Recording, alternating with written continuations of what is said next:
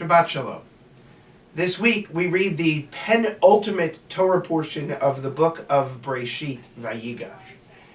And I want to focus on Judah, the one of Jacob's sons who, aside from Joseph, Reuben, Benjamin, who we sort of see a lot of, Judah is really the most prominent of those children, and as we'll read next week, he's ultimately chosen by Jacob to accept and take on the mantle of leadership within the Jewish people. He's also the one whom Jacob blesses most beautifully and most effusively with praise. Judah's somewhat of an interesting figure. First time we really get an inkling into Judah is when Judah saves Joseph's life. It's not Reuben who saves his life. Reuben isn't there. And the brothers are ready to kill him when Judah says, we gain nothing by killing him. Let's sell him off into slavery. In this week's Torah portion, we see that Judah is the one who steps in when Joseph, tricking his brothers into thinking he's just some random minister, wants to keep Benjamin.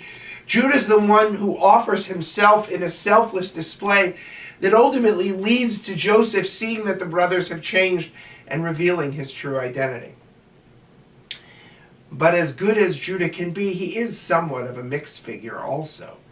We also know that Judah is at least lived on through not his original children, but his children from whom he gains through his daughter-in-law, the widow of his two eldest sons, who tricks him into a relationship. And therefore, those are his progeny. But we also know that that progeny will become the Davidic line, the line of King David, and then ultimately the Messianic line. Judah is this confusing figure. He lives in all kinds of worlds. But ultimately, it's this week that I think we get that true inkling into Judah's character, and I think the reason why he was chosen for that mantle of leadership.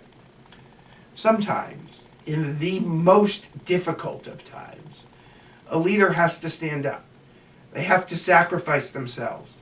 They have to be willing to lose everything, all of their leadership, all of the power that they've gained in order to do something big, in order to move a people, a family, a tribe forward. It's not easy.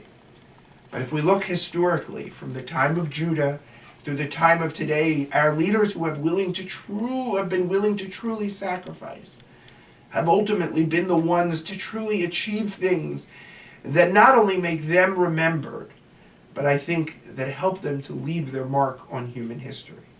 Shabbat Shalom.